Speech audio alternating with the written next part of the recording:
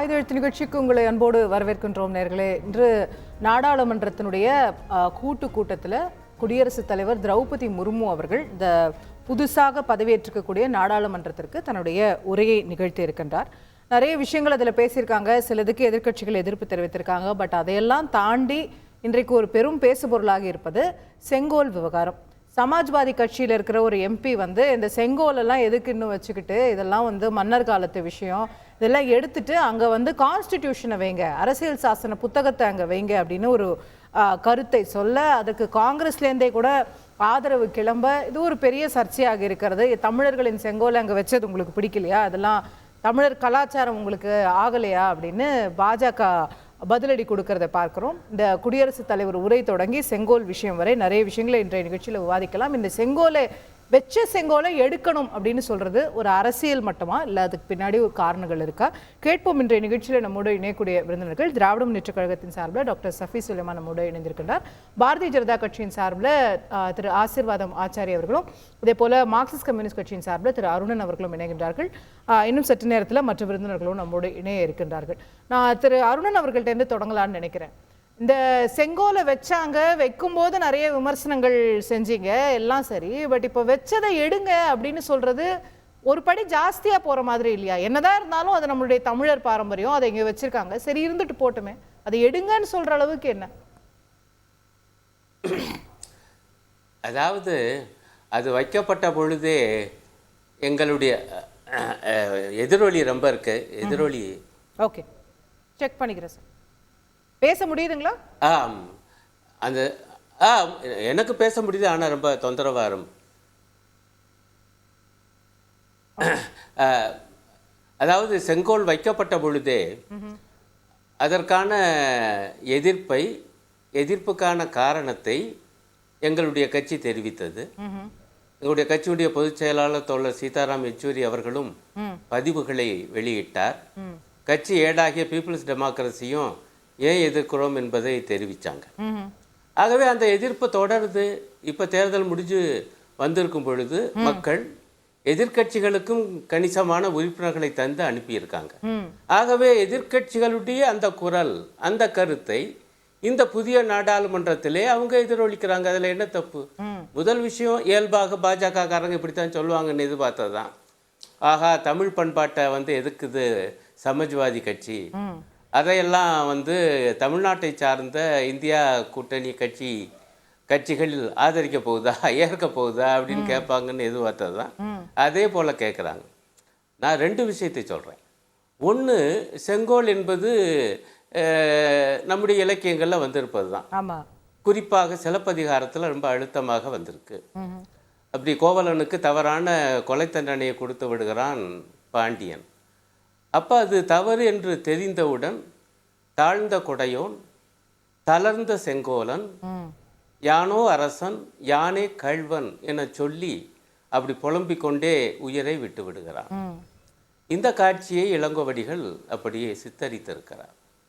ஆக இங்கே மிக முக்கியமாக செங்கோல் என்பது எதனுடைய அடையாளம் என்றால் நீதி வழுவாமை, நீதி தவறாமை. அந்த காலத்தில் என்னன்னா அரசன் தான் நீதிபதியும் கூட, அவன் தான் தீர்ப்பு சொல்றான் பாருங்க கொலை வழக்குல. அப்படி ஒரு நீதி வழுவாமை பாராளுமன்றத்துல இருந்தாதான் என்ன இல்ல, அதுக்கு தான் என்ன சொல்ல வர்றேன்னா, இன்றைக்கு இந்த நவீன காலத்துல அரசு அமைப்பு, அரசு நிர்வாக வேறு, நீதிமன்ற வேறுன்னு பிரிச்சாச்சு, செப்பரேஷன். இந்த நவீன காலத்துக்கு அந்த அடையாளம் எப்படி பொருந்துங்கிறேன். அதனாலதான் சொல்றோம், இது மன்னராட்சியுடைய அடையாளம். நம்ம வரலாற்று மக்களாட்சி ஒரு சின்னம் தானே. இப்ப யாரும் அங்க செங்கோலை வச்சதுனால பார்லிமெண்டரி ப்ரொசீஜர் எதுவும் மாற போறது இல்ல. It is just a symbol, ஒரு சிம்பாலிசம் இருந்துட்டு போறதுல என்ன? இல்ல அந்த அடையாளம் அதுல உள்ள ஒரு, அதைத்தான் சொல்ல வரேன், உள்ள ஒரு அபாயத்தை என்ன சொல்ல வரேன்னா, அன்றைய சூழல்ல ராஜா தான் எல்லாம், அப்படின்னா இன்னைக்கு பிரதம மந்திரி தான் எல்லாமா அப்படிங்கிற ஒரு போக்கு வளர்வதற்கு அதுவே ஒரு துணை காரணியாக போய்விடும்.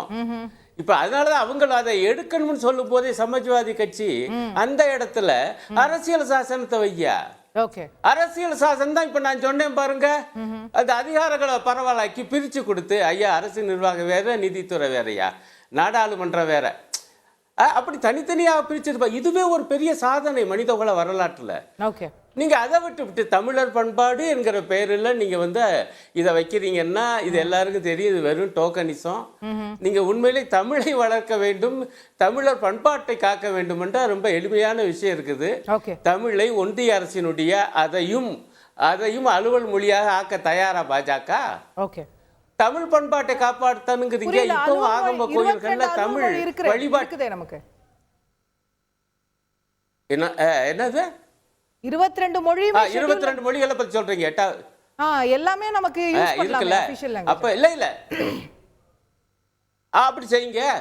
இருக்கே சார், நான் உதாரணத்துக்கு சொல்றேன். நீங்க தமிழ் ஆபீஷியல் லாங்குவேஜ் தான் இந்தியால. இல்ல ஐயோ 22 நீங்க அதை எடுத்து அரசியல் சாசனத்தை பாருங்க சகோதரி. 8வது அட்டவணையில வெறும் பட்டியலா இருக்கு. ஆமா, official language of the union is only Hindi.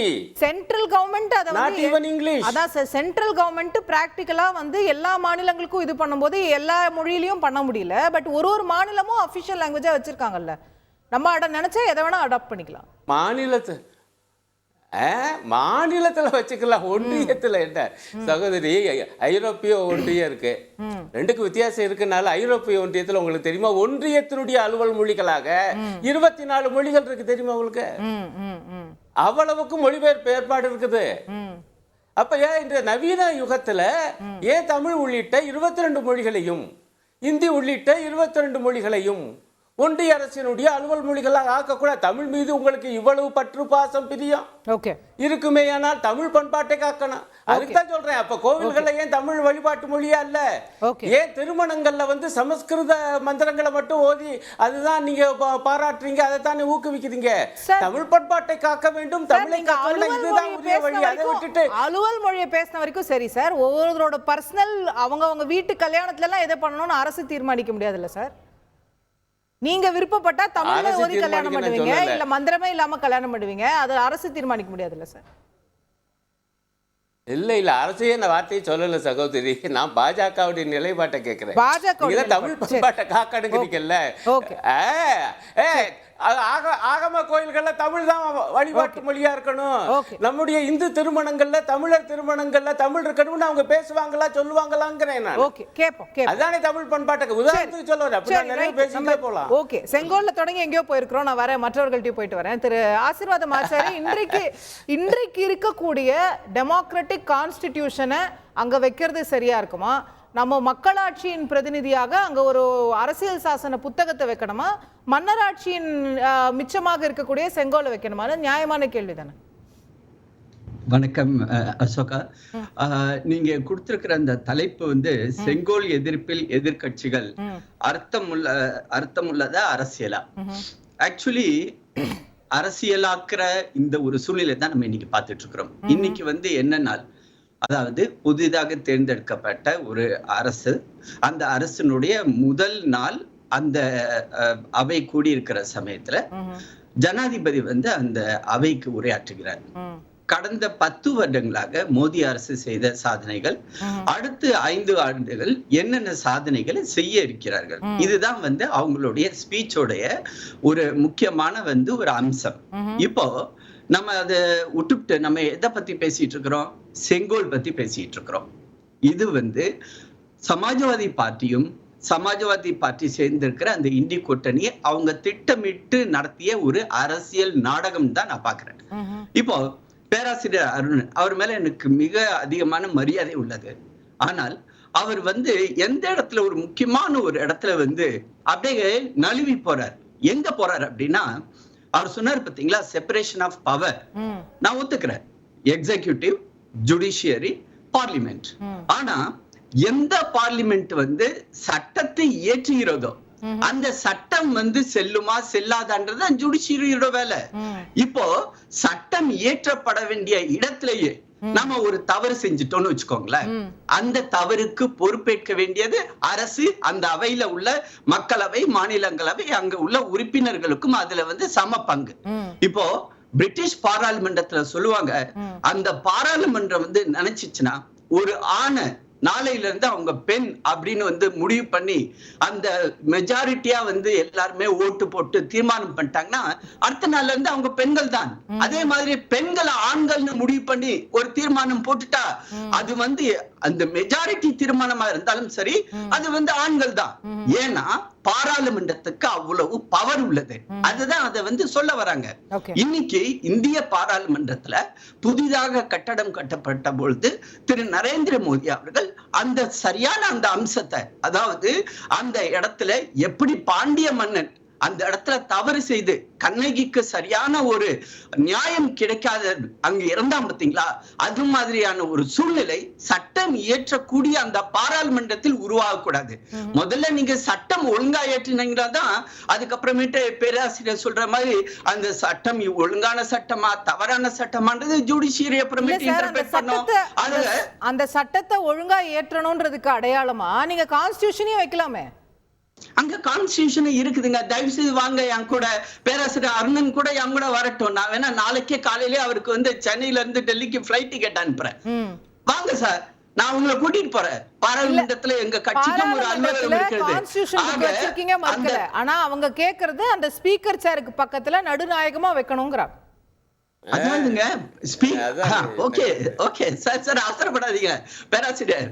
அந்த இடத்துக்கு வாங்க, பாராளுமன்றத்துக்குள்ளார அவை நடக்கிற இடத்துக்குள்ளார அங்க கான்ஸ்டிடியூஷன் எந்த இடத்துல இருக்குதுன்றத நான் பேராசிரியருக்கு நான் காட்டுறேன். முக்கியமான இடத்துலதான் இருக்குது. எங்க இருக்கு சொல்லுங்க. முக்கியமான இடத்துலதான் இருக்குது. எங்க வந்து ஸ்பீக்கர் இருக்காரோ அவருக்கு பக்கத்துலதான் பாராளுமன்றத்துடைய அந்த கான்ஸ்டிடியூஷனும் இருக்கு. ஏன் தெரியுமா, யாராவது ஒருத்தவங்க வந்து பாயிண்ட் ஆஃப் ஆர்டர் வந்து எந்த ஒரு பாராளுமன்ற உறுப்பினராக இருந்தாலும் அவங்க பாயிண்ட் ஆஃப் ஆர்டரை வந்து அவங்க ரைஸ் பண்ணாங்கன்னா முதல்ல அவங்க லோக்சபா ப்ரொசீடிங்ஸ் எடுத்து அதுக்குரிய புக்க பார்ப்பாங்க. அதுல வந்து கான்ஸ்டிடியூஷனோட இன்டர்பிரேஷன் எங்கயாவது இருந்துச்சுன்னா அங்க வந்து தேடிட்டு கூகுள் சர்ச் எல்லாம் பண்ணிட்டு இருக்க மாட்டாங்க. உடனடியாக செக்ரட்டரி ஜெனரல் எடுத்து இந்தாங்க சார் கான்ஸ்டிடியூஷன் பாருங்க, இதுல எந்த இடத்துல நீங்க சொல்றதுல தப்பு இருக்குதா சரியா இருக்குதா அப்படின்றத பாயிண்ட் ஆஃப் ஆர்டர் ரைஸ் பண்ணும்போது மிக முக்கியமான ஒரு இடத்துல அதுதான் வச்சிருக்காங்க. சோ நாங்க அவர் சொல்ற மாதிரி பாராளுமன்றத்துக்குள்ளார கான்ஸ்டிடியூஷன் இல்ல அப்படின்றாரு இல்லீங்களா, அது தவறு. அதனாலதான் நான் அவரை வந்து சொல்றேன், தயவு செய்து வாங்க, நான் டிக்கெட் அனுப்புறேன், உங்களை கூட்டி கொண்டு போய் காட்டுறேன். இப்ப அடுத்த முக்கியமான ஒரு அம்சம் என்னன்னா, இதுல ஏன் அவங்க அரசியல் பண்றாங்க. ஒரு நிமிஷம் பேராசிரியர் நீங்க பேசுங்க, தயவு செய்து பேசுங்க, நான் முடிச்சுக்கிறேன், அதுக்கப்புறமேட்டு நீங்க பேசுங்க. அதாவது ஏன் இந்த இடத்துல ஏன் இந்த இடத்துல ஒரு அரசியல் இன்னைக்கு வந்து பட்டியலிட்டு இருக்கிறார்கள். எந்தெந்த வந்து அம்சத்துல நம்மளுடைய நாடு உலகத்துல மிகப்பெரிய வல்லரசு நாடாக அந்த பாதையில் பயணப்பட்டு கொண்டுள்ளது.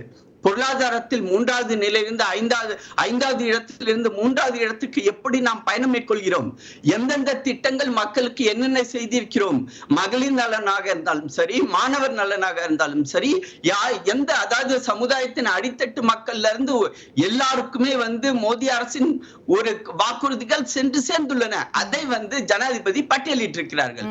அடுத்ததாக நாம் அடுத்த 5 ஆண்டுகள் என்னென்ன செய்ய இருக்கிறோம், எந்தெந்த துறைகளில் நம்மளுடைய நாட்டை முன்னேற்றி கொண்டு போய் நாம் என்ன செய்ய வேண்டும் அப்படின்ற அந்த கனவு திட்டங்களை அவர் பட்டியலிட்டு இருக்கிறார். ஆனா இவங்க காலையில 11 மணிக்கு ஹவுஸ் ஆரம்பிக்கிறதுக்கு முன்னாடி அதனுடைய சமாஜ்வாதி பார்ட்டியோடைய அந்த உறுப்பினர் வந்து என்ன சொல்றாரு, இந்த செங்கோல் பத்தி ஒரு கருத்து சொல்றாரு.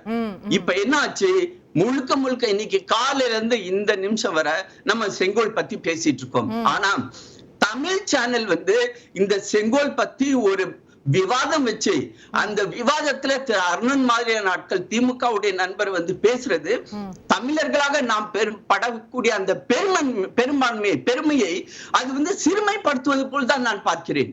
சோழ மன்னர்களாக இருந்தாலும் சரி, பாண்டிய மன்னர்களாக இருந்தாலும் சரி, சேர மன்னர்களாக இருந்தாலும் சரி, நம்மளுடைய பண்பாடு, நம்மளுடைய கலாச்சாரம், நம்மளுடைய பழந்தொட்ட வரலாறு, அதை பற்றி நாம் பேசி பெருமைப்பட வேண்டிய சமயத்தில் செங்கோல் அங்கு இருக்கக்கூடாதுன்னு அருணன் அவர்கள் பேசுறார்களா இல்லையா, எனக்கு மிகவும் வருத்தத்தை தரக்கூடிய ஒரு விஷயமாக நான் பார்க்கிறேன். கேப்போம் திரு அருணன், நீங்க குறுக்கிட விரும்புறீங்க, சுருக்கமா நான் அப்புறம் டாக்டர் சஃபி பேசல, இன்னும் நான் அவர்கிட்ட போனோம். இல்ல ஒண்ணுமில்ல, ஒரே பாயிண்ட் தான்.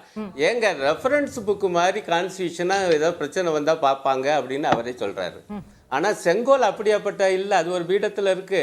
அந்த இடத்துல ஒரு பெரிய அளவுக்கு அது என்ன பண்ணுது இருக்கு. இல்ல சொல்றேன், இல்ல சகோதரி, அல்ல நான் சொல்றேன், அந்த இடத்துல அரசியல் சாசனத்தை அப்படி நினைவூட்டுற மாதிரி ஒரு பெரிய அளவுக்கு அதை ஒரு பிம்பமாக ஒரு உருவமாக செய்து வைக்கணுங்கிறது அவருடைய கருத்து. இவர் ரெஃபரன்ஸ் புக்கை சொல்றாரு. மிச்ச கருத்தை நான் அப்புறம் பேசுறேன். Okay right. நான் டாக்டர் சஃபி அவர்கிட்ட கொண்டு போக நினைக்கிறது, இந்த ஒரு கருத்து சமாஜ்வாதியிலிருந்து வருதுன்னா தமிழ்நாட்டில் இருக்கிற அத்தனை எம்பிக்களும் ஒன்னா எழுந்து பரவாயில்லைங்க எங்க செங்கோல் இருந்துட்டு போட்டோம் அப்படின்னு சொல்றது சரியா இருக்குமா, இல்ல வந்து நீங்களும் சேர்ந்து அவரை சப்போர்ட் பண்றீங்களேன்னு திரு ஆசீர்வாதம் கேட்கிறேன். எப்படி இதை வந்து சப்போர்ட் பண்ணுவாங்க அங்கே இருக்கட்டும்னு சொல்லிட்டு? காரணம், செங்கோலை அவர் கொண்டு போன முதல் நாளிலிருந்து தமிழ்நாடும் திராவிட முன்னேற்ற கழகமும் இதை எதிர்த்து வருகிறது. ஏன்னா நடக்கிறது வந்து சமஸ்தான அரசு கிடையாது. நம்ம சமஸ்தான அரசா இருந்தாக்கா இந்த மாதிரி இவர் வந்து தாண்டோடித்தனமாக கொண்டு போய் ஒரு செங்கோலை வைத்து இவர் வந்து அந்த புகழை பாடலாம். செங்கோல் என்பது மன்னராட்சியுடன் முடிந்து விட்டது. இவர் மன்னரும் கிடையாது, நடப்பது மன்னராட்சியும் கிடையாது. இது மக்களாட்சி. அப்ப மக்களாட்சிக்கு என்ன சின்னம் தேவையோ அந்த சின்னத்தை வைக்க வேண்டும். இது ஒரு சார், உங்களுக்கு இப்போ யூகேல வந்து பார்லிமென்ட் எவ்வளவு பவர்ஃபுல் ஆனது, அவங்க எல்லாமே செய்றாங்கன்றது உங்களுக்கு தெரியும். திரு ஆசீர்வாதம் கூட சொன்னாரு. சார் சொன்னாரு அது வந்து இல்ல அது வந்து இன்னும் மொனார்க்கியே வச்சிருக்காங்க. இல்லங்க, அது வந்து இன்னும் ராஜாவே வச்சிருக்காங்க. ராஜாவோட ஸ்பெக்டர், அவரோட கிரவுன், அவரோட இது எல்லாத்துக்கும் அவங்க மதிப்பு மரியாதை கொடுக்கறாங்க. நம்ம ராஜா வச்சில்ல, ஒரு செங்கோலை ஓரமா வச்சிருக்கோம், அவ்வளவுதான். நம்ம பிரிட்டிஷை வந்து வெளியே துரத்திட்டு தான் நாம இதெல்லாம் பண்ணிக்கிட்டு இருக்கோம். அப்போ நாம அவங்கள ஃபாலோ பண்ண வேண்டிய ஒரு அவசியமும் கிடையாது. அவங்க வச்சுட்டு போனோம்னா நம்ம பார்லிமெண்டரி சிஸ்டமே அவங்க கிட்ட இருந்து அடாப்ட் பண்ணது சரி. ஆனா பட் இன்னமும் அவங்க we should not think that still they are ruling us. அப்படி கிடையாது. அதே மாதிரி சார் சொன்னாரு அங்க வந்து ஜெண்டரே மாத்திர முடியும் பார்லிமெண்ட்ல ஆக்ட் பண்ண. ஆமா, that is called gender recognition act in UK 2004 கொண்டு வந்தது. எல்லாரையும் கூட யாராவது ஒரு ஏபிசியை வந்து அங்க வந்து இவர் வந்து XYZ மேல இவர் மேல் ஃபீமேல்லாம் அந்த விஷயம் கிடையாதுங்க. அது வந்து they have made a act that இல்ல அந்த ஆக்ட்க்குள்ள நம்ம போறோம். ஒரு உதாரணத்துக்கு how powerful it is ன்றதுக்கான ஒரு உதாரணம் தான். Let's not go into their act. It's not powerful. அது பவர்ஃபுல்லா சொல்ல வரல நானு. They have made a act that the transgender can go and claim their gender. அதுதான் அது. வேற ஒண்ணும் அது ஸ்பெசிஃபிக்கா அவர் வந்து அவ்வளவு பெரிய பவர்ஃபுல் இதெல்லாம் சொல்ல வரல. அதுல மெயினா நான் சொல்ல வருது, இப்போ இவர் ஆசீர்வாத ஆச்சாரிய சார் பேசும்போது தமிழர்களுடைய இது சோழர்களுடைய இதை வந்து நாம வந்து எப்படி இது பாட்டு சொல்லிட்டு இருந்தேன். இது வந்து தமிழர்களுக்கு நீங்க அப்படி என்ன செஞ்சிட்டீங்க கடந்த 10 வருஷமான்னு சொல்லிட்டு இன்னைக்கு குடியரசுத் தலைவர் வந்து பிரதமர் உரையில இருந்துச்சா? குடியரசுத் தலைவர் உரையில வந்து தமிழர்களுக்கு நாங்க இதெல்லாம் பண்ணியிருக்கோம், தமிழ்நாட்டுக்கு இதெல்லாம் பண்ணியிருக்கோம். 2 பேரிடர் வந்தது. அந்த 2 பேரிடருக்கு வந்து 1000 கோடி கேட்டாங்க. நாங்க கூடுதலா 1000 கோடி கொடுத்துருக்கோம். தமிழ்நாட்டில் வந்து மெட்ரோ சேவைக்கு வந்து 3வது ஃபேஸ்க்கும் காசு கொடுத்துட்டோம். அவங்களோட ஜிஎஸ்டி பணம் முழுமையாக கொடுத்துருக்கோம். அவங்களுக்கு என்ன கேட்குறாங்களோ எல்லாம் செய்கிறோம். அதனால தான் அவங்க செங்கோலை கொஞ்சம் நிப்பாட்டி இருக்கோம். இன்னும் குடியரசுத் தலைவர் சொல்லியிருந்தாங்கன்னா திமுக எந்திரிச்சு கைத்தட்டி இருக்கும். நீங்கள் அப்படி எதுவுமே செய்யலை. உண்மை சொல்ல போனால் தமிழ் இருக்கைக்கான விஷயத்துக்கு ஒழுங்காக செய்யலை. சமஸ்கிருதத்துக்கு அவ்வளோ செய்றீங்க.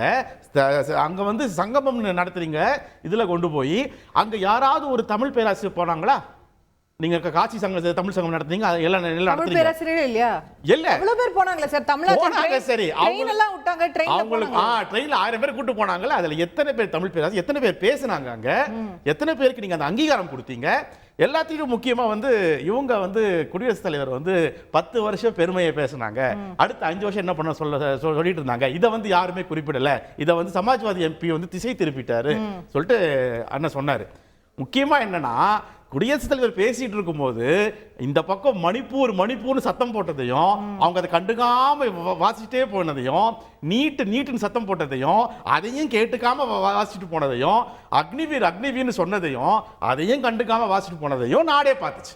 லைவா நாடே பார்த்துச்சு. அப்போ என்ன பேசிக் ப்ராப்ளம்ங்கிறத வந்து ரூலிங் கவர்மெண்ட்டும் புரிஞ்சுக்கல, கவர்மெண்ட்டை கைட் பண்ற குடியரசுத் தலைவரும் புரிஞ்சுக்கல. அப்போ நீங்க இதுவரை எதுவுமே செய்யாமல் நான் என்ன சொல்றேன், நீங்க வந்து செங்கோலை வந்து வைக்கிறது வந்து தவறு, இது வந்து கான்ஸ்டிடியூஷனை வைக்கணும் அப்படி இப்படின்றீங்க. முந்தா நேத்து வரைக்கும் அந்த செங்கோல் வந்து ஏதோ ஒரு மியூசியம்ல முழுசா தூசி படிஞ்சு வாக்கிங் ஸ்டிக்னு போட்டிருந்தது. அப்போ நம்ம யாருக்கும் வந்து அதுக்கு பத்தி இல்லைங்க, அதுக்கு அவ்வளவுதான் மரியாதை வச்சிருந்தோம். இல்ல அது வாக்கிங் ஸ்டிக் அவ்வளவுதான். என்னன்னா நேரு அவர்களுக்கு கொடுக்கப்பட்டதே ஒரு தனியார் ஜுவல்லரியில கொண்டு போய் முலாம் பூசப்பட்டதா போய் கொடுத்தாங்கன்னு சொல்றேன். வாக்கிங் ஸ்டிக் தான் அது. வாக்கிங் ஸ்டிக்னு சொல்ல வரலங்க. நான் என்ன சொல்ல வரேன்னா உங்க ஆட்சி இருந்த போது இன்னைக்கு என்ன சொல்றாரு, it belongs in a museum அப்படிங்கறீங்க. அப்ப அந்த மியூசியத்திலயாவது அது உரிய மரியாதையோட வச்சிருந்தீங்களா? நான் என்ன சொல்றேன், நான் ஹானஸ்டா சொல்றேன். இன்னைக்கு அவங்க மரியாதை கொடுத்தாலும் அது வேண்டாங்கறோம். ஆனா நம்ம காலத்துல நம்மளும் கொடுக்கல. இல்லங்க சொல்றேன் மேடம், இதுல கிளாரிட்டி நான் சொல்லிடுறேன். அது மியூசியத்துல இருந்தாலே இன்னும் மேன்மைப்பட்டு பெருமைப்பட்டு இருக்கும். இவர்கள் அதை அங்க கொண்டு போய் வைத்து அரசியல் அமைப்பையும் ஜனநாயகத்தையும் இன்னும் மேலும் அதை அதுக்கு கேள்விக்குறியாக்கிறார்கள். ஏன்னா அதாவது பாஜக வழக்கமாக பார்த்தீங்கன்னா வெகுஜன மக்களுக்கும் அவர்களுக்கு பிடிக்காதவர்களுக்கும் ஒவ்வாத காரியங்களை தொடர்ந்து செய்வாங்க. பார்த்துட்டே இருப்போம். நம்ம வெகுஜன மக்களுக்கு எதெல்லாம் ஒவ்வாதோ, எதெல்லாம் பிடிக்காதோ, எதெல்லாம் வராது, அந்த ஒவ்வாத விஷயங்களை தொடர்ச்சியாக செய்வாங்க. அதில் ஒன்று செங்கோல் சொல்றேன் நான். ஏன்னா இது வைத்தாக்கா என்ன ரியாக்ஷன் வரும் உங்களுக்கு தெரியும். அவங்களோட ஐடியாலஜின்னு எல்லாருக்குமே தெரியும். அதை நோக்கி தான் அவங்க செங்கோலை வச்சு ட்ரை பண்ணது. இப்போ 400 வரும்னு சொல்லிட்டு 230 சுருண்டது காரணம் அதுதான். இவங்களுடைய இந்த செங்கோல் விஷயத்தை தமிழ்நாடு அன்னைக்கே புறக்கணித்ததுங்க. அதனால 40 கொடுத்துருக்காங்க. தமிழ்நாடே சொல்றேன் நான். இது 40 20 ஆதீனம் போனாங்களே சார். 80 ஆதீனம் போட்டோம். 80 ஆதீனம் ஓட்டு போடுவாங்க, அதுக்கு ஓட்டு போட மாட்டாங்க. 80 ஆதீனம் ஓட்டு போட்டா உண்டு. என்னன்னா தமிழ்நாடு டே 1ல இருந்து இவங்களுடைய செங்கோல் விஷயத்தையும் இவங்களுடைய இந்த கொடுங்கோல் ஆட்சியையும் டே 1ல இருந்து எதிர்க்கிறாங்க என்பதற்கான மிகச்சிறந்த சான்று. என்ன சொல்ல வரேன்னா, பிரதமர் அவர்கள் பதவியேற்கும் போது நேரா செங்கோலை போய் கும்பிட்டு ஏத்தி இருக்கலாம். ஸ்பீக்கரை கொண்டு வந்து சேர்ல உட்கார வைக்கும் செங்கோலை கும்பிட்டு 2 பேரும் பண்ணிருக்கலாம். அதெல்லாம் பண்ணல இல்லையா? அப்ப அதுக்கு கொடுக்க வேண்டிய தார்மீக மரியாதை நீங்க கொடுக்காம சும்மா இப்ப அது ஓரமா வச்சுட்டு அது வச்சா ஏன் வச்சேன்றீங்க, அப்புறம் ஏன் அது கும்பிடல? நான் என்ன சொல்றேன்னா, பாஜக காரங்க அவ்வளவு அது மேல ஈடுபாடு இருக்கு, அது மேல நீங்க அவ்வளவு மரியாதை கொடுக்கீங்கன்னா அந்த மரியாதை உங்க பிரதமர் செய்திருக்கணும் இல்லையா? செய்யல இல்லையா? அப்புறம் என்ன? சரி கேட்போம். திரு குமார் அவர்கள்ட்ட கொண்டு போக நினைக்கிறேன். நிகழ்ச்சிக்கு உங்களை அன்போடு வரவேற்கின்றேன். இதுல செங்கோலை வச்சிருக்கீங்க, நிறைய விஷயம், இதனால மட்டும் நீங்க தமிழை வளர்த்துட்டீங்களா அப்படின்னு கேட்கிறாரு. நீங்க செங்கோல் வச்சும் தமிழ்நாட்டுல உங்களுக்கு பூஜ்யம் தான் கிடைச்சிருக்கு, அப்ப மக்கள் இதை ஏத்துக்கல அப்படிங்கிறார். அவர் சொல்லுவாரு, ஆனால் தமிழ்நாட்டில இருந்து போனதுங்கிறதுக்காவது ஒரு போனஸ் கொடுத்துருக்கலாம். அதை கூட அவர் செய்யல. அவங்க 2 பேருமே அதுக்கு எதிராக பேசியிருக்காங்க. இருந்தாலும் திரு அருணன் அவர்கள் அதை அந்த செங்கோலை பற்றி விளக்குனது எனக்கு ரொம்ப பிடிச்சிருந்தது. அதுக்கு அவருக்குடைய வாழ்த்துக்கள். அவர் முதல்ல சொன்னதெல்லாம் செங்கோலுக்குரிய விளக்கம் கொடுத்தது ரொம்ப சரியான விளக்கம் தான். ஆனால் அதில் அதை ரெண்டும் இணைத்து பேசுறதுல சில புரிதல் குறைவாக இருக்குன்னு நான் நினைக்கிறேன். என்னென்னு சொன்னால், ஜுடிஷியரி, எக்ஸிக்யூட்டிவ், லெஜிஸ்லேச்சர் இந்த 3ம் ஒரு காலத்தில் மன்னரால் இருந்தது தான். அதுக்கப்புறம் அது அரிஸ்டாட்டில் காலத்திலிருந்து வினையாற்றுதல், செயலாற்றுதல், நீதி வழங்குதல், இப்படி பல பரிமாணங்களாக பிரிந்து இப்போ நீதி தனியாக இருக்கட்டும். இப்போ இந்த செங்கோல் என்ன அதனுடைய தன்மை என்னன்னா, எந்த முறையான ஆட்சி உலகத்தில் நீங்கள் பல்வேறு வகையான ஆட்சி முறைகள் இருக்கிறது. மன்னர் ஆட்சி இருக்கிறது, மக்கள் ஆட்சி இருக்கிறது, எதேச்சதிகார ஆட்சி இருக்கிறது, இராணுவ ஆட்சி இருக்கிறது, கம்யூனிஸ்ட் ஆட்சி இருக்கிறது. இப்படி பல்வேறு ஆட்சிகள் இருந்தாலும் கூட ஆட்சியினுடைய செயலாற்றல் என்பது நீதியை சம்பந்தப்பட்டது. அந்த நீதியை சம்பந்தப்படுத்துற ஒரு விளக்கம் நம்ம தமிழ்நாட்டில் இருந்து போயிருக்கேன்னு இவங்க அதை ஒன்று புரிஞ்சுக்கிட்டு அதை இருக்காங்களா, புரியாமல் எதிர்க்காங்களாங்கிறது எனக்கு புரியவே இல்லை. தமிழ்நாட்டுக்கு ஒரு பெருமை கிடைக்கிறது. 2வது நீதி சம்பந்தமாக அது வைக்கப்பட்டிருக்கிறதுங்கிறத ஏன் இவங்க ஒப்புக்கொள்ள மறுக்கிறாங்க? அவ்வளவு வெறுப்பா இவங்களுக்கு இந்த நாடு வளர்ந்திருக்குங்கிறதுல இவங்களுக்கு என்ன இவ்வளவு வெறுப்பு? சுதந்திரம் கிடைச்ச அன்னைக்கு கருப்பு கொடி ஏற்ற சொன்னார் தந்தை பெரியார். எல்லா வீட்லையும் கருப்பு கொடி ஏற்ற சொன்னார். அதை ஃபாலோ பண்றாங்களா என்னன்னு எனக்கு புரியல. ஆகையினால அந்த கருத்து மிக மிக வேதனைக்குரியது, கண்டனத்துக்குரிய கருத்து. அதை அவங்க தயவு செய்து கைவிட வேண்டும் என்று நான் கேட்டுக்கொள்கிறேன். ஒன்று. ரெண்டாவதாக அவர்கள் வைக்கிற ஒரு அரசாங்கம் இப்போ தான் ஆரம்பமாயிருக்கு. 28 பேர் கையில் 28 கட்சிகளுடைய தயவில் ஒரு எதிர்க்கட்சி அந்தஸ்தை அது பெற்றிருக்கிறது. இன்னைக்கு ராகுல் காந்தி எதிர்க்கட்சி தலைவராக இருக்கிறார். அவர் நேற்று சபாநாயகரை கை கொடுத்து பேசும் பொழுது அவர் நாங்கள் அரசாங்கம் அதிகாரங்கள் அவருக்கு கையில் இருந்தாலும் கூட நாங்கள் மக்கள் சார்பாக நாங்கள் எல்லா விஷயத்தையும் பேசுவோம்னு சொன்னார். நான் தான் முதல் ட்வீட் போட்டேன். அதுக்கு அது பாராட்டி போட்டேன். அவர் நல்ல முதிர்ச்சியாக வந்திருக்கிறாருன்னு சொல்லி. ஆனால் இன்னைக்கு பார்த்தீங்கன்னா அவங்களுடைய கான்செப்டே அரசாங்கத்தை செயல்படப்படாமல் பண்ணி டயர்ட் பண்ணி அவங்க எதையும் செய்ய விடாம பண்ணி நம்ம அதுல குளிர்காயணும்னு நினைக்கிறாங்க. இதைத்தான் நான் புரிஞ்சுக்கிட்டேன் இன்னைக்கு. அப்ப இந்த மாதிரி ஒரு எண்ணம் இருந்தால் அப்ப எப்படி நாட்டுல மக்கள் அந்த கட்சியை அந்த எதிர்க்கட்சி வேண்டான்னு ஒரு கடிதம் எழுதினால அரசாங்கத்தையே செயல்பட விடாம என்ன செஞ்சாங்க? இன்னைக்கு ஒன்னும் அவையெல்லாம் முடக்கல. குடியரசுத் தலைவர் போராட்டம் நடத்துறது குரல் கொடுத்தாங்கல்ல. குடியரசுத் தலைவர் உரை குடியரசுத் தலைவர் உரை வழக்கமா நடக்கிறது. அவங்க அரசாங்கம் சொல்றதை அவங்க படிச்சாகணும், சொல்லி ஆகணும். அரசாங்க நம்புறது நாம செஞ்சதெல்லாம் இவ்வளவு நல்லது நம்புறது உலகம் நம்புறது. அது மட்டும் நீங்க அப்படிதான் இருப்பாருன்னு சொல்லுவீங்க. குடியரசுத் தலைவர் இப்ப அரசாங்கம் படிப்பாருன்னு சொல்றீங்க. என்ன சார் நீங்களே மாத்தி பேசுறீங்க? அரசாங்கம் ஆளுநர் தமிழ்நாடு அரசு எழுதி கொடுப்பதை படிக்க மாட்டார், சொல்ற பேரை படிக்க மாட்டார். ஆனால் குடியரசுத் தலைவர் மட்டும் படிப்பாருன்னு சொல்றீங்க. நீங்க தலையிடாதீங்க. இது என்னோட டைம். தயவு செய்து என்னோட டைம் நான் என்ன குறிப்பிடுகிறேன் என்று சொன்னால், அன்னைக்கு முதல் நாள் உரை ஆற்றுகிறார்கள். அந்த செங்கோல் அதை ஒரு புனிதமான ஒரு கட்டிடத்தில் அந்த செங்கோல் நிறுவப்பட்டு குடியரசுத் தலைவர் உரிய முறையோடு அழைத்து வரப்பட்டு ஒரு பெருமை மிக்க விஷயமாக இந்த பாரத நாட்டுக்கு அது கருதப்பட வேண்டும். எல்லாரும் அதை ஆதரிக்கணும்ன்ற நான் எல்லாரும் ஆதரிக்கணும். மற்ற விஷயங்கள் எல்லாரும் வெவ்வேறு கருத்து இருக்கும். என்ன ஒருத்தரை போலதான் உலகத்தில் இருக்கிற நாட்டில் இருக்கிற மக்கள்லாம் இருக்க முடியாது. எனக்கு ஏன் கருத்து உள்ளவங்க பல லட்சம் பேர் இருப்பாங்க, உங்க கருத்து உள்ளவங்க பல லட்சம் பேர் இருப்பாங்க. ஆனால் எல்லாருக்குமானது தான் இந்த நாடாளுமன்றம், இந்த அமைப்புகள் எல்லாமே. இந்த ஆட்சி 10 ஆண்டு காலமாக தமிழ்நாட்டுக்கு ஒன்றும் செய்யலன்னு சொல்றாரு. தமிழ்நாட்டுக்கு செய்ததை நான் சொன்னேன்னா எனக்கு டைம் கொடுக்குறேன் தான் நான் இப்ப சொல்ல தயாரா இருக்கேன். நான் பலமுறை சொல்லியிருக்கேன். என்னது குடியரசுத் தலைவர் தான் சொல்லன்னு சொன்ன, நீங்க சொல்லன்னு சொல்லல. குடியரசுத் தலைவர் அவருடைய உரையில நல்லதா சார், நல்லதை ஆதரிப்பதும் கெட்டதை எதிர்ப்பதும், நல்லதை விட மிக நல்லதை பத்தி நீங்க அரசாங்கத்துக்கு ஆலோசனை சொல்வது உங்க கடமையாக இருந்தால் உங்களுக்கு எதிர்காலம் இருக்கும் சார்.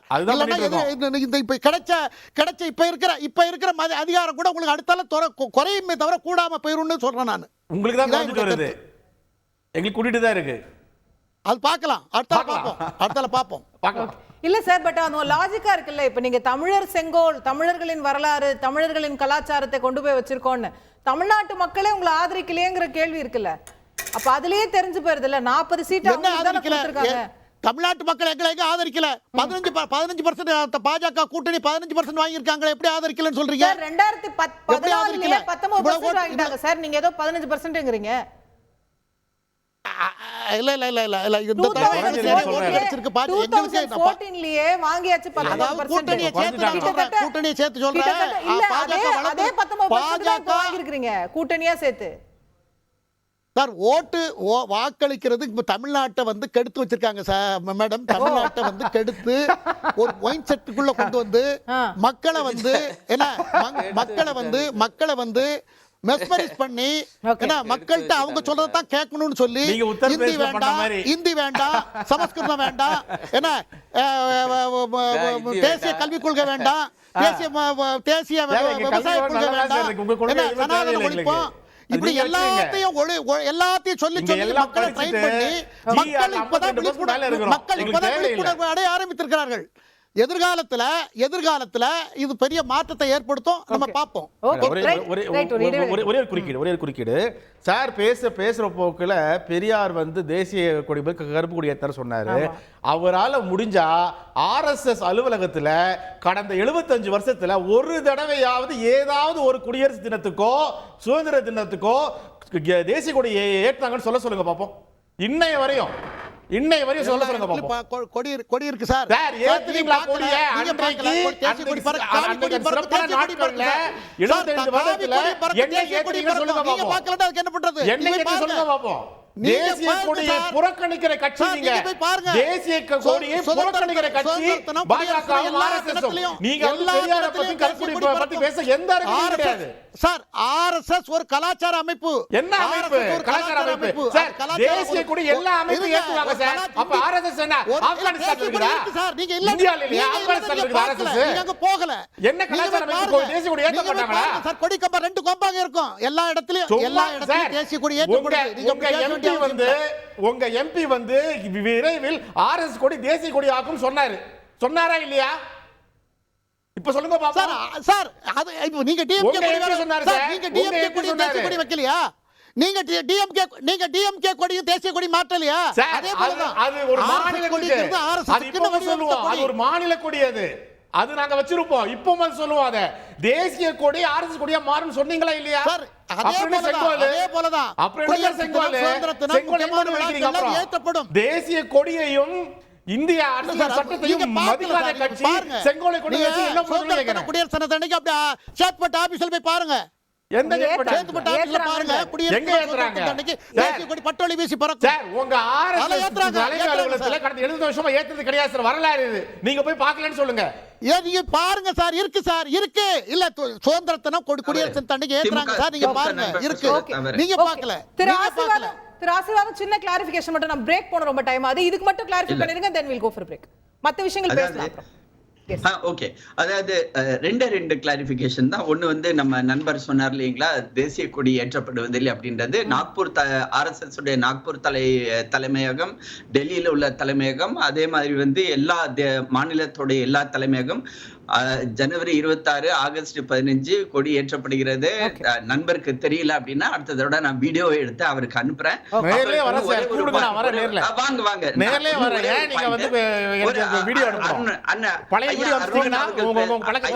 இல்ல வாங்க வாங்க நான் கூட்டிட்டு போறேன் உங்களை. நாக்பூருக்கு கூட்டிட்டு போறேன். ஐயா அருணன் அவர்கள் சொல்லும்போது தமிழ் இருக்கை பத்தி கேட்டாரு. தமிழ் இருக்கை பனாரஸ் இந்து யூனிவர்சிட்டியில சுப்பிரமணிய பாரதியார் பேர்லயே வந்து ஆரம்பிச்சாச்சு. அது வந்து முக்கியமான ஒரு அம்சம்.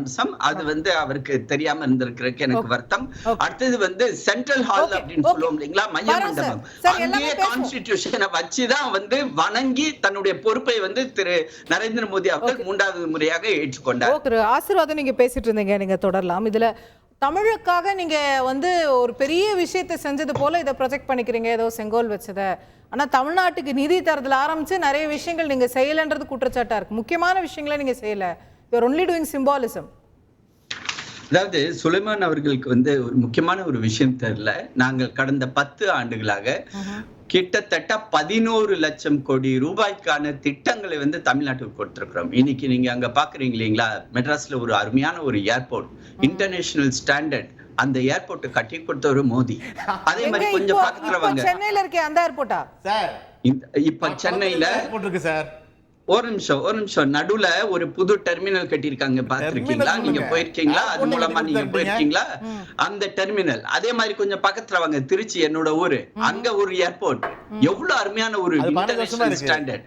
அத புது டெர்மினல். நீங்க இன்னும் அப்பனா திருச்சிக்கு போவே இல்லைன்னு அர்த்தம். இப்ப வந்து ஏர்போர்ட் ஏன் சொல்றீங்க சார்? அதுதான் சார், நாளைக்கு வந்து இந்த வந்து எல்லா ஆட்சியும் அவங்க வரும்போது அதாவது உங்களுக்கு ஒரு முக்கியமான ஒரு விஷயமே புரியல. இன்னைக்கு ஒரு டெர்மினல் உருவானதா சுலைமான், ஒரு டெர்மினல் உருவானதா ஐஐடி கொண்டு வந்தீங்களா? ஐஐஎம் கொண்டு வந்தீங்களா? அது வந்து எய்ம்ஸ் கொண்டு வந்தீங்களா? பல காலமா தெரியும் எய்ம்ஸ். அதாவது உங்களுக்கு வந்து 11 மெடிக்கல் காலேஜ் யார் கொடுத்திருக்கா? உங்களுக்கு நீங்க வாங்குனீங்களா 11 மெடிக்கல் காலேஜ்? உங்களுடைய மந்திரி இங்க சென்ட்ரல் இருந்தாங்க இல்லீங்களா? 11 மெடிக்கல் காலேஜ் 11 மாவட்டத்துல யார் கொடுத்தா? மோடி கொடுத்தாரு. எய்ம்ஸ் ஓட பில்டிங் கன்ஸ்ட்ரக்ஷன் ஆரம்பிச்சிச்சு சார். அதாவது அது நடத்த வேண்டியது யார் பெர்மிஷன் கொடுத்தா? இன்ஃபேக்ட் வந்து அத நீங்க அப்ளை பண்ணுங்க, நாங்க கொடுக்கறோம்னு சொன்னதே மத்திய அரசு தான். நீங்க வேணா உங்களுடைய அமைச்சர் கேட்டு பாருங்க. எய்ம்ஸ் உடைய பாடம் நடத்துறது ஆல்ரெடி ஆரம்பிச்சிச்சு. பில்டிங் கட்டுறது வேலை ஆரம்பிச்சிச்சு. வேகமா நடந்துகிட்டு இருக்குது. மிக விரைவில் அதனுடைய ஓன் கட்டணத்துல அது நடக்க போகுது. உடனடியாக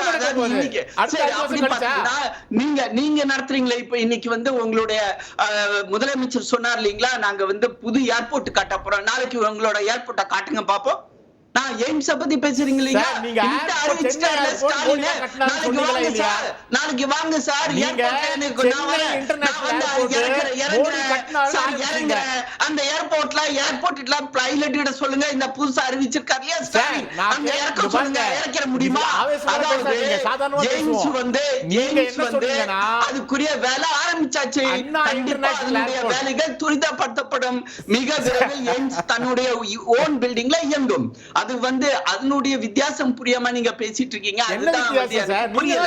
11 லட்சம் கோடி ரூபாயோட திட்டங்கள் இன்னைக்கு வந்து அந்த திட்டங்களோட பட்டியல நான் போடுறதுக்கு ரெடி. மேடம் வந்து என்னோட ப்ரோக்ராம் இன்னும் ஒரு 20-25 நிமிஷம் கொடுங்க, நான் லிஸ்ட் அவுட் பண்றேன். நானு எந்தெந்த திட்டத்துல நாங்க எத்தனை கோடி ரூபாய் கொடுத்திருக்கோம் அப்படின்னு. ஆக மொத்தம் தமிழ்நாட்டை நாங்க புறக்கணிக்கவே இல்லை. அதே மாதிரி ஒரு ஏர்போர்ட்டை எப்படி மாத்துவீங்கன்னு தெரியும். நீங்க அதாவது சுலைமான் நீங்க அந்த பக்கத்துல உட்கார்ந்துட்டு தமிழ்நாட்டுல அதாவது சுலைமான் அங்க அதாவது ஒரு நிமிஷம் எய்ம்ஸ் இந்த பழைய கதையை பேசாதீங்க. அந்த பழைய கதையை விடுங்க. எய்ம்ஸ்க்கு நீண்ட பெரிய வரலாறு. அப்படி பாத்தீங்கன்னா ஆராசா காலத்துல இருந்து மூக்காலகிரி காலத்துல இருந்து நான் வரிசையா எடுத்து சொல்வேன் எய்ம்ஸோட புது வரலாறு. அது நீங்க சொல்றதுக்கு ரெடியா இருந்தா எய்ம்ஸ் எப்படி உருவாச்சுன்றதை நான் சொல்லுவேன். டெல்லியில இருந்து எப்படி அங்க திருச்சிக்கு போச்சு, திருச்சியில இருந்து சேலத்துக்கு எப்படி போச்சு, சேலத்துல இருந்து புதுக்கோட்டைக்கு எப்படி போச்சு, புதுக்கோட்டையில இருந்து இப்ப மதுரைக்கு எப்படி போச்சுன்னு ஒரு பெரிய வரலாறு இருக்குது. உங்களுக்கு அது தெரியுமா? நீங்க கட்சியில எப்ப சேர்ந்தீங்க, திமுகல எப்ப சேர்ந்தீங்க, உங்களுக்கு எய்ம்ஸோட வரலாறு தெரியுமா? தெரியாம பேசாதீங்க. நீங்க பிறந்திருக்கலாம், நீங்க பிறந்திருக்கலாம். ஆனா திமுகவுடைய எய்ம்ஸ் வரலாறு பத்தி நம்ம பேசுவோமா? ஏன் தெரியுமா? அந்த ஃபைல ப்ராசஸ் பண்ணவன் நானு, அதிகாரியா சுகாதார அமைச்சர்ல நான் ப்ராசஸ் பண்ணேன். அதனால வந்து நீங்க பேசுறீங்க எய்ம்ஸ் மதுரை அது பழைய ரெக்கார்ட் சார், தேஞ்சு போன ரெக்கார்டு. அதை பத்தி விட்டுட்டு புதுசா அதே மாதிரி கட்டடந்தால ஆரம்பிச்சிச்சு முடியுமா? அது முடியாத பட்சத்துல ஒரு கட்டடத்தை உருவாக்கி அதுக்கு நடத்தக்கூடிய அந்த நேரம் வரும்போது கண்டிப்பா நடக்கும். கட்டட வேலை வேகமா நடந்துகிட்டு இருக்குது. அதை விட்டுட்டு நீங்க வந்து எய்ம்ஸ் ஒருத்தர் செங்கக்கரை கொண்டு போய் காட்டினார் இல்லீங்களா? அது மாதிரி வந்து இதை பத்தி பேச வேணாம். வேற ஏதாவது 11 லட்சம் கோடி ரூபாய் அதுக்குரிய தேஞ்சு போன ரெக்கார்டு சுலைமான். அதை பத்தி பேசுறது நீங்க வந்து உங்களுடைய எய்ம்ஸோட பழைய வரலாறே உங்களுக்கு தெரியாது. தெரியாத வரலாறு பற்றி உங்களுக்கு புரியாது. அதனால வந்து நீங்க இந்த கேள்வி என்கிட்ட கேட்காதீங்க. இந்த கேள்வி என்கிட்ட கேட்காதீங்க சுலைமான். உங்களுடைய அமைச்சர்களா இருந்தாங்க தெரியுமா, திரு ராஜா, திரு மூக்காலகிரி, அவங்கள்ட்ட போய் எய்ம்ஸோட வரலாறு கேளுங்க. உங்களுக்கு அவங்க டைம் கொடுத்தாங்க, உங்களுக்கு சொல்லுவாங்க. அதை பத்தி நம்ம பேசலாம். அடுத்ததாக அதான் திரும்பி சொல்றேன் இல்லைங்களா, உங்களுக்கு புரியலன்னா அந்த சப்ஜெக்ட் விட்டுட்டு போங்க சுலைமான். நீங்க போங்க சார், உங்களால ஆட்சி நடத்த முடியலன்னா போங்க. உங்களால ஆட்சி நடத்த முடியலன்னா செங்கோலை தூக்கிட்டு போங்கங்கறோம். பேசலாம். அப்படின்னு செங்கோல் அங்கதான் இருக்க போகுது. செங்கோல் அங்கதான் இருக்க போகுது. இன்னும் 5 வருஷம் கழிச்சு மோடி அங்கதான் வந்து உட்கார போறாரு. நீங்க உட்கார்ந்து இருக்கத போறீங்க. கேண்டீன்ல உட்கார்ந்து வடை இட்லி பஜ்ஜி தான் சாப்பிட்டுட்டு இருக்க போறீங்க. ஒண்ணு நடக்க போறதில்ல. உங்களால என்ன பண்ணீங்க? 5 வருஷமா உங்களால ஒரு திட்டத்தை கொண்டு வந்து சேர்க்க முடியுமா? முடியாது. எதிர்க்கட்சி வரிசையில உட்கார்ந்துட்டு கூட்டம் குலைச்சல். அதாவது அப்போ ஓபனா சொல்றீங்க, ஒண்ணு செய்ய மாட்டீங்க. தமிழ்நாட்டுக்கு வரக்கூடாது. You are giving an open declaration. அதாவது சாயந்திரம் வரை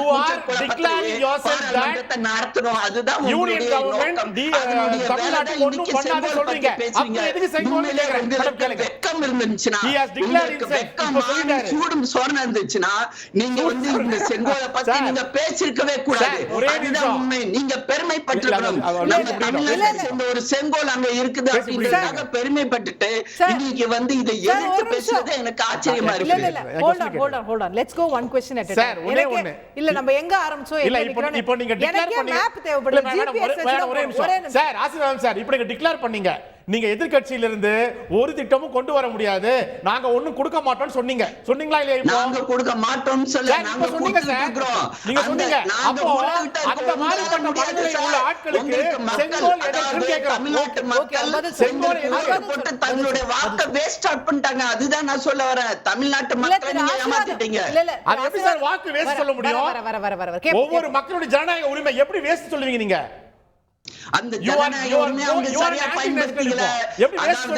நாங்க ஆன்டி நேஷனல் இல்ல, ஜனநாயக உரிமை மக்கள் சரியா பயன்படுத்திக்கல. தமிழ்நாட்டு மக்கள் உங்களுக்கு 40 பேருக்கு ஓட்டு போட்டு அதனால என்ன நடக்க போகுதுன்றது மக்கள் 5 வருஷம் பார்க்க தான் போறாங்க. தமிழ்நாட்டு மக்களுக்கு என்ன திட்டத்தை உங்களால கொடுக்க முடியும்?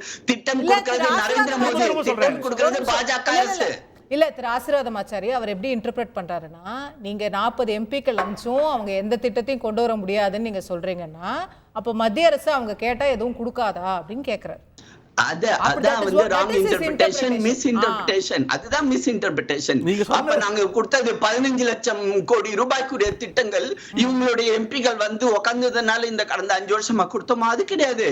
மக்கள் மேல, தமிழ்நாட்டு மக்கள் மேல நரேந்திர மோடி அவர்களுக்கு பெரும் மதிப்பு உருவு, அன்பு உண்டு, பாசம் உண்டு. அதனாலதான் வாரி வழங்கிட்டு இருக்காரு. இன்னைக்கு ஒவ்வொரு திட்டமும் தமிழ்நாட்டுக்கு முதல்ல இம்ப்ளிமெண்டேஷன் அங்க இருந்து தான் ஆரம்பிக்குது.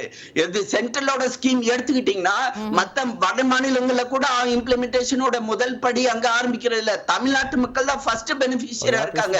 வரலாற்றை திரும்பி 10 வருஷமா நடந்ததை திரும்பி பாருங்க. இன்ஃபேக்ட் நீங்க ஓட்டு போடுங்க, ஓட்டு போடாதீங்க, அதை பத்தி கவலை இல்ல. திரு நரேந்திர மோடி அவர்களுக்கு தமிழ்நாட்டு மக்கள் மேல உள்ள அன்பு பாசம் தொடரும். அடுத்த எலெக்ஷன்ல, இந்த எலெக்ஷன்ல எங்களுக்கு ஒரு சீட்டு வராம இருந்திருக்கலாம், அடுத்த எலெக்ஷன்ல நாங்க வாங்கிக்க போறோம். அதனால வந்து எங்களுக்கு வந்து எந்த ஒரு பிரச்சனையும் கிடையாது. எங்களுடைய அன்பு பாசமும் தொடரும். எங்களுடைய திட்டங்கள் நாட்டோட எல்லாருக்கும், ஓட்டு போட்டவங்களுக்கும் உண்டு, ஓட்டு போடாதவங்களுக்கும் உண்டு. எந்த ஒரு பாரபட்சமும் கிடையாது. நீங்க வேணா அங்க உட்கார்ந்துட்டு கூச்ச குழப்பம் பண்ணுங்க, பாராளுமன்றத்தை நடத்தாம விடுங்க, ஒரு ப்ராப்ளம் கிடையாது. வளர்ச்சி திட்டங்கள் வந்தே சேரும். ஓகே ரைட், நம்ம தொடர்ந்து பேசலாம். நான் நிகழ்ச்சி முடிக்க வேண்டிய தருவாயில இருக்கிறோம். ஃபைனலான ரவுண்ட் எல்லாத்தையும் கேட்கணும். திரு அருணன் உங்கள்கிட்ட தொடங்கி. எஸ் இல்லை, இப்போ வந்து மதுரை எய்ம்ஸை பற்றி கேட்டதுக்கு அவர் என்ன சொல்கிறாரு, கட்டடம் வருங்கிறாரு. மதுரை எய்ம்ஸோட சேர்த்து ஒரு 5-6 எய்ம்ஸுக்கு, மதுரை எய்ம்ஸோட சேர்த்து இன்னொரு 5-6 எய்ம்ஸ் நிறுவனங்களுக்கு அடிக்கல் நாட்டினாரு இதே மோடி. அவங்களுக்கெல்லாம் கட்டடம் வந்து சொந்த கட்டடங்கள்ல அந்த மாநிலங்கள் எல்லாம் இதே எய்ம்ஸ் வந்து இயங்குது. ஆனா மதுரை என்னையா பாவம் பண்ணிச்சு?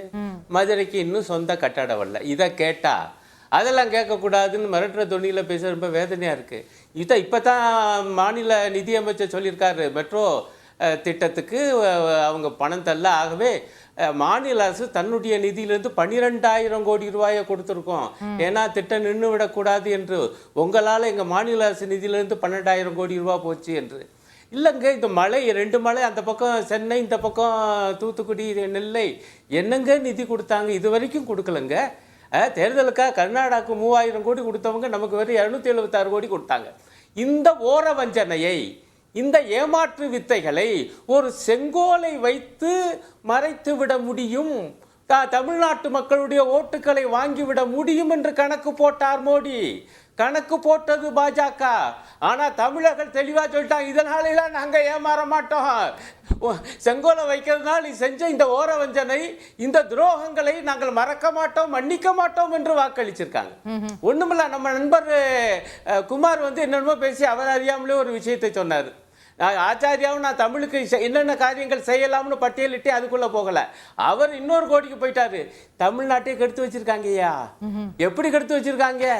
என்னய்யா, சமஸ்கிருதத்தை ஏற்க மாட்டேங்கிறாங்க, இந்தியை ஏற்க மாட்டேங்கிறாங்க. எப்படி இவங்க தமிழையும் தமிழ் பண்பாட்டையும் வளர்க்கிற காக்கிற லட்சணத்தை பாருங்க. ஏங்க எதுக்கையா அதை ஏற்கணும்? ஏங்க அது ஒரு மொழி என்ற முறையில் இருக்கட்டும். தமிழ்நாட்டில் தமிழ் அதுதான் இயல்பு, ஒன்றியத்திலே இருக்கணுங்கிறேன் நான். ஆனா இவர்கிட்ட சொல்ற தமிழ்நாட்டிலையும் இந்தியையும் சமஸ்கிருதத்தை ஏற்கனுங்க. ஒரு விஷயத்தை சொல்லுகிறேன் சகோதரி, RSS உடைய மொழி கொள்கை என்ன தெரியுமா? இந்தியாவில் உள்ள மொழிகள் எல்லாம் தமிழ் உள்ளிட்ட அவ்வளவு சமஸ்கிருதத்திலிருந்து பிறந்தவைதான். அதுதான் இந்தியாவினுடைய பிரதான தாய்மொழி என்று அப்ப இருந்து தீர்மானம் போட்டுக்கிட்டு இருக்கிறவங்க RSS. எங்க மறுக்க சொல்லுங்க, RSS தலைவர் யாரையாவது பேச சொல்லுங்க. தமிழுக்கு என்று தனி குடும்பம், தமிழ் தனி, சமஸ்கிருதத்திலிருந்து பிறந்ததல்ல என்று மோடி வேணா பேசுவாரு. ஆமா, தமிழும் தொன்மை நோட்டு வாங்குறதுக்காக. ஆனா RSS தலைவர்கள் பேச மாட்டாங்க. இவங்க வந்து இந்த செங்கோலை வச்சுக்கிட்டு ஆகவே நாங்க வந்து தமிழர்களே எங்களுக்கு ஓட்டு போடுங்க, அதையா எதிர்க்கிறீங்க? நாம் அதை எதிர்ப்பதற்கு காரணம் இது மக்களாட்சி, அதற்கு மன்னராட்சியுடைய அந்த அடையாளம் வேண்டாம். மாறாக அங்கே பெரிய அளவிலே ஒரு பெரிய சின்னமாக அரசியல் சாசனத்தை சபாநாயகருக்கு அருகே வையுங்கள். அனைத்து மக்களவை உறுப்பினர்களும் அதை பார்த்து நீங்க சொல்றபடி செங்கோலை எடுத்துட்டு அங்க கான்ஸ்டிடியூஷனை வச்சிடுறோம். இப்ப செங்கோலை எங்க வைக்கிறது சொல்லுங்க? மியூசியத்தில் திரும்ப வச்சிருங்க. ஏங்க அதே மியூசியத்துல வைக்கங்க, என்னங்க தப்பு? ஏங்க இவங்க பூரா போய் சொல்றாங்க, யாரும் பார்க்க முடியாம ஓரமா வைக்கணும். என்னங்க என்ன தப்பு? என்னங்க ஓரமா மியூசியத்துல நல்ல இடத்துல ஏங்க ஓரமா வைக்கிறீங்க? என்னங்க கொடுமையா இருக்கு? 1950 ஒட்டி இங்க இருந்து ஒருத்தர் ஒரு பரிசா கொடுத்தது. அவர் வந்து பல பரிசுகளுடன் பிரதமர் அதையும் வாங்கினாரு. ஆனாலும் பத்திரமா அதை கொண்டு போய் எங்க கொடுத்திருக்காரு? அருங்காட்சியகத்துல கொடுத்திருக்காரு. அது வந்து அருங்காட்சியகத்துக்காக கொடுக்கப்பட்டது, அங்கதான் இருந்துச்சு. அதை வச்சுக்கிட்டு ஒரு அரசியல் விளையாட்டு நடத்த பார்த்தது மோடி, பாஜக. ஆனா தமிழ்நாட்டு மக்கள் அதற்கு இணங்கவில்லை. இதுதான் உண்மை. மாறாக நீங்க தமிழை காக்க வேண்டும் என்றால் தமிழை ஒன்றிய மொழியினுடைய, ஒன்றிய அரசினுடைய அலுவல் மொழியாக்குங்க. சிபிஎஸ்இ, தமிழ்நாட்டில் இருக்கக்கூடிய சிபிஎஸ்இ பள்ளிகளில் கூட தமிழ் கட்டாய பாடம் இல்லை, தமிழ் ஆசிரியர்கள் நியமிக்கப்படலை. இவங்க எல்லாம் வந்து தமிழை பத்தி பேசலாமா, தமிழ் பண்பாட்டை பற்றி பேசலாமா? தேங்க்யூ திரு குமார். நிறைவு கருத்து. அதாவது திரு அருணன் அவர்களும் சரி, இன்னொரு நண்பரும் சரி, தமிழ்நாட்டுக்கு எதுவுமே செய்யாத மாதிரி பேசுகிறாங்க. நேஷனல் ஹைவே சாலைக்கு மட்டும் 45,000 கோடி, மெட்ரோ ரயில்வே சேவைக்கு 73,000 கோடி, மற்ற ரயில்வே திட்டத்துக்கு 34,000 கோடி தமிழ்நாட்டுக்கு.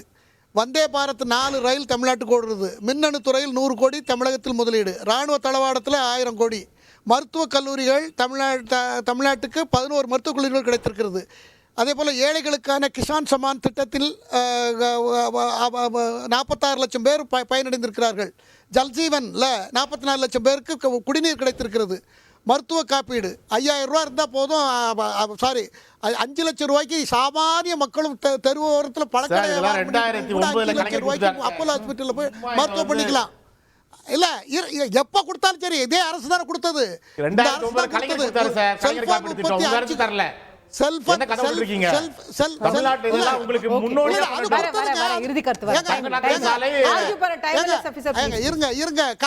கலைஞர் எல்லாத்தையும் இந்த பிரபஞ்சத்தையே உண்டு பண்ணது கலைஞர் தான், நான் ஒத்துக்கிறேன். பிரபஞ்சத்தையுமே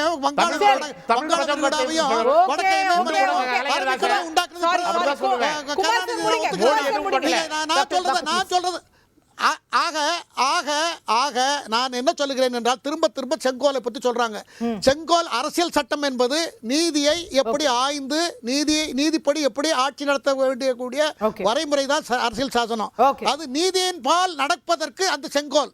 ஆகையினால நீங்க வந்து அதையும் இதை உங்களுக்கு சௌரிய மாதிரி நீங்க திருத்து கூறாதீங்க. உங்களை போல உள்ளவங்க சில லட்சம் பேர் இருக்கலாம், ஆனா பல கோடி பேர் உள்ள நாட்டுல பல கோடி மக்களுடைய எண்ணத்துக்கு ஏற்றால் மத்திய அரசு செயல்பட்டிருக்கிறது என்பதை நீங்கள் தயவு செய்து புரிந்து கொள்ள வேண்டும். Thank you doctor. ஒரு வரி தான். அதாவது செங்கோலை வைத்து தமிழர்களை நிச்சயமாக ஏமாற்ற முடியாது. அது என்னன்னா, இன்னைக்கு வந்து மேடம் முர்மு அவர்கள் பேசும்போது எந்த இடத்திலுமே 5G இழப்பீடு நடந்ததை பத்தி பேசல. அது PM கேர்ஸ் ஃபண்டை பத்தி பேசல, எலக்ட்ரல் பாண்ட் பத்தி பேசல. இவங்க பண்ண அதை பண்ணிட்டோம் இதை பண்ணிட்டோம் எல்லாம் சொல்லிட்டு கருப்பு பணம் எவ்வளவு வந்ததுன்னு சொல்லிட்டு இவங்க பேசல. முர்மு அவர்கள் 10 ஆண்டுகள் இதெல்லாம் நடந்தது, இதை பத்தி எல்லாம் பேசாம இப்ப இவரு சொன்னார்ல குமார் சார், அரசு என்ன எழுதி தருதோ அதுதான் அவங்க பேசுவாங்கன்னு. அப்ப தமிழ்நாட்டுல மட்டும் அரசு எழுதி தருத உங்க ஆளுநர் ஏன் பேச மாட்டேங்கிறத நான் கேட்பேன்ல. லாஸ்டா ஒன்னே ஒண்ணுதான் மெடிக்கல் காலேஜ் மெடிக்கல் காலேஜ் கொடுத்துருக்கேன்னு சொன்னாங்க இல்லையா, நீட்ட கொடுத்து தான் எல்லாத்தையும் நாசமாக்கிட்டீங்க சார். மெடிக்கல் கொடுத்து என்ன பிரயோஜனம்? எங்க மாணவர்கள் இப்ப எவ்வளவு கஷ்டப்பட்டிருக்காங்க உங்களுக்கு தெரியும் இல்லையா? அத பத்தி முர்மு பேசுனாங்களா? தேங்க்யூ திரு ஆச்சாரி. ஒரே வரிதான். அதாவதுங்க, நம்ம தமிழ்நாட்டுக்கு பெருமையா ஒரே சென்டென்ஸ்ல முடிச்சுக்கிறேன். தமிழ்நாட்டோட பெருமையை கொடுக்கக்கூடிய அந்த செங்கோலை கொண்டு போய் பழையபடி மியூசியம், அந்த மியூசியத்துல வச்சாங்க, இலாபாத்ல வச்சாங்க. அந்த மியூசியத்துல அதுக்கு என்ன எழுதுறது தெரியாம நேருவோடைய வாக்கிங் ஸ்டிக்னு எழுதி வச்சிருந்தாங்க. பிரதமர் நரேந்திர மோடி அதை வந்து Indira Gandhi National Centre for ஆர்ட்ஸ்னு ஒரு அமைப்பு இருக்குது மினிஸ்ட்ரி ஆஃப் கல்ச்சருக்கு கீழே, அங்கிருந்து வாங்கி அதை சரிப்படுத்தி நம்ம சென்னையில உள்ள உம்முடி பங்காரு அந்த நகை கடைக்காரங்களை கூப்பிட்டு அதை சரிப்படுத்தி அங்க வச்சிருக்கிறது நமக்கு பெருமை அளிக்கணும். அதை விட்டுவிட்டு அதை சிறுமைப்படுத்துவது மிகவும் அதிகமான தப்பு. உங்களோட அணுகுமுறையே தப்பு. நண்பரே, உங்களுடைய அணுகுமுறையே தப்பு. அதை திருத்திக்கோங்க. Okay, thank you. நிகழ்ச்சியின் தருணத்தில் நிறைவு செய்தாக வேண்டும். பங்கேற்று கருத்துக்கள் தெரிவித்த நால்வருக்குமே நன்றி. பார்த்த உங்களுக்கும் நன்றி நேயர்களே. வணக்கம்.